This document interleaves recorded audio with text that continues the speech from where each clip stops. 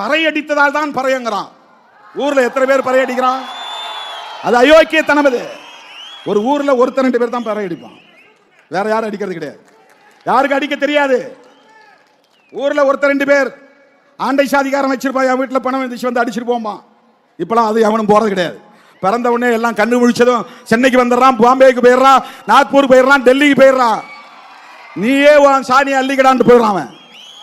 நீயே உன் பணத்தை போய் புதைச்சிக்கோ, நீயே எழுவு சொல்ல போ, அப்பதான் உனக்கு புத்தி வரும். இப்ப 10 ஆண்டுகளாக இது திருமாக்காலம் என்று பாடல் பாடுகிறோமே, வாயை கட்டி பாட்டு இருக்கிறதே, வாயை கட்டி கையை கட்டி வாழ்ந்தது அந்த காலம். அது அந்த காலம்.